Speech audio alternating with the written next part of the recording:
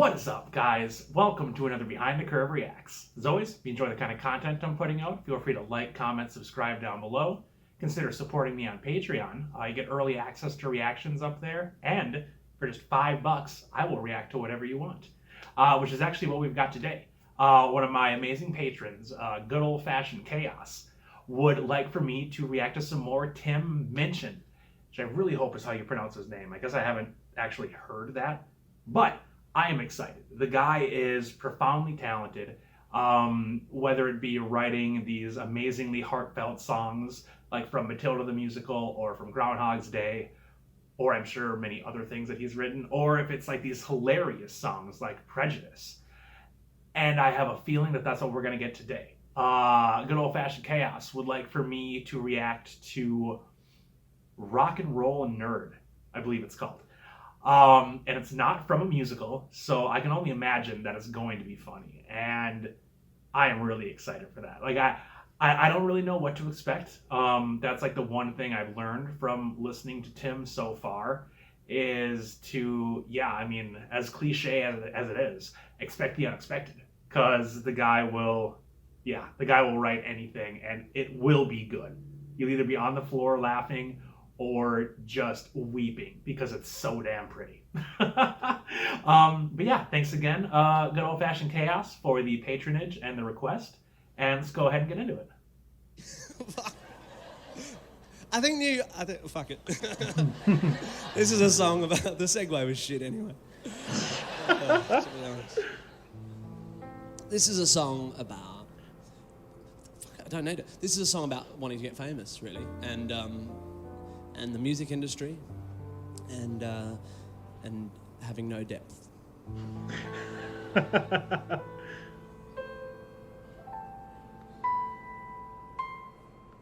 He doesn't have a problem with drugs, he just doesn't get them. He's fine that his mates have tattoos, but he thinks they'll regret them. He likes going to pubs, but he hates it when the music's too loud. He tends not to go to rock concerts, cause he can't stand the crowds. But all he's ever wanted to be is a rock star on MTV. But he knows that it's not fucking likely. He just turned 30. He knows that he will always be a rock and roll nerd. He'll keep writing songs the world will never hear, and though they won't be heard, he'll just keep writing. Oh yeah, but you see the problem is, he always dreamt of being a star, but he learned piano instead of guitar, which in the 90s didn't get you very far. So while the other kids were learning Stairway, he was the piano to their forte. But he was convinced one day he'd rock their fucking asses, be an icon for the disenfranchised masses, and grow his hair long and rebel against the state. But just for now that'd have to wait, cause he's running late for his morning classes, and he will always be a rock and roll nerd. He'll keep playing gigs that no one knows about, and though it sounds absurd, he'll just keep playing. Oh yeah, but you see the problem is, there's not much depth in what he's singing. He's a victim of his upper middle class upbringing. So he can't write about the hood or bling bling. So he sits and imagines his girlfriend is dead, to try and evoke some angst in his middle class head. But the bitch is always fine at 9:30 when they go to bed. And he's not spent a single night in prison. He has no issues with nutrition. He has no drinking problem and no drug addiction, unless you count the drugs they put in chicken. And marijuana always tends to make him cough. He doesn't look good with his t-shirt off, and when he tries to act tough, you can tell he's tricking.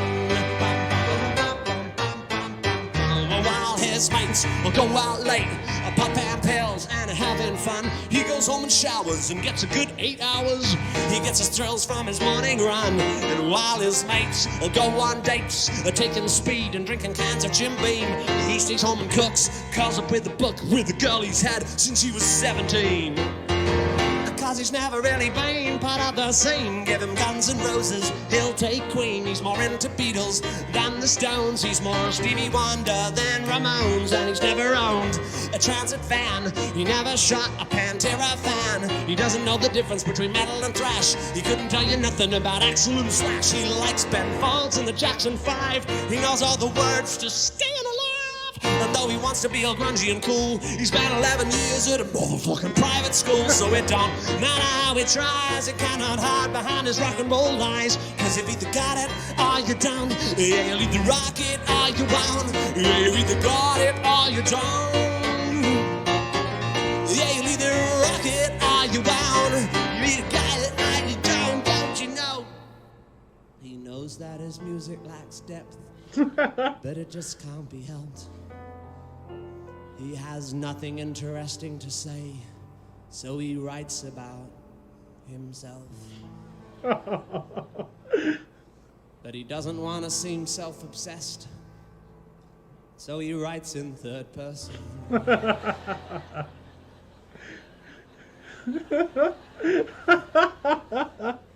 In an attempt to seem more rock and roll, but he suspects it's not working. Oh. Deep in his heart, he knows he will never be Bono or Bowie. And even if he was quite pretty with small pants like Kylie, he knows that he will always be rock and roll nerd. He'll keep writing songs the world don't care about. And though it sounds absurd, he'll just keep writing. Oh yeah, you can criticize him, but he won't care, yeah, cause he wants to rock, and he will never be deterred. But he'll always be a fucked up little try-hard wannabe rock and roll nerd.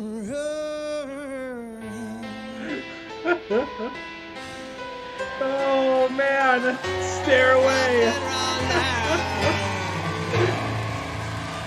Awesome. Oh, that was pretty good. that was really funny. Let's go ahead and get big. Yeah, I can definitely see why everybody down in the comments really likes this guy. He's so funny, and he's not afraid to write the truth. Like I got a lot of real like truth vibes in that. Like that was so self-referential. I loved it. Like it was hilarious because like right away I'm like, oh yeah, he's talking about himself. Like that's really funny. And then later on when he brings it down, he gets real and he is talking about how it is himself and he's just singing in the third person. Like that was like double self-referential. Like that was like self-referential, and I loved it. It was so funny. This guy has got such a distinct style. Like not in his stuff that he composes for stage, but in his like comedy stuff. Like he's got such a distinct like flow, sound to his voice, and really piano playing style as well, like the bare feet and all that. Like he is awesome. Like he is great. I am so excited and I cannot wait to listen to like more of him. If you guys have any other ideas for like really, really good Tim Minchin stuff, please pop it down in the comments. I'd love to take a look at it. A little bit in there, I felt a little personally attacked. I think he listed off like 5 or 6 things in a row that just fit me to a T, and I'm like, I'm not a rock and roll nerd. But man, like that was really great. And like I know it's a comedy, and I know it's a funny song, but at the same time, there's a lot of truth in that. You could definitely tell that he, probably did want to be a rock star growing up. And honestly, those dreams don't ever really, go away. Like, And it just kind of goes to show you that it doesn't really matter how famous you get or how successful you get in a certain avenue. Like, there'll always be those dreams that you had as a kid that will still kind of linger in the back, of your mind. Especially when he's doing something incredibly related already to rock and roll music. Like, he's making music. He's making music and he's incredibly successful, which is really cool. I would love to see him do, like, does he have a rock and roll album out? Because I would love to listen to that. Like Ben Folds, just rocking out on the piano the entire time. I'm pretty sure he mentioned Ben Folds in this track. But yeah, this was great. I loved how at the end too he got his moment to do Stairway to Heaven and just rock people's face off, which was great. Yeah, that was awesome. This guy is so talented and so much fun to watch. Like, I can't wait to listen to more of his stuff. Yeah, especially his comedy stuff, because it just puts me in such a great mood. Like his Groundhog's Day stuff or his Matilda stuff. Like, they're amazing songs. They're beautiful songs. But his comedy just, makes me want to dance. Like, it's like, yeah, this is great. Like that style. God, that's good. So yeah, no, thank you so much, Good Old Fashioned Chaos. I really appreciate the patronage and the request. It was awesome. Hopefully you guys liked it as much as I did. And yeah, thank you so much. I will see you all in the next reaction.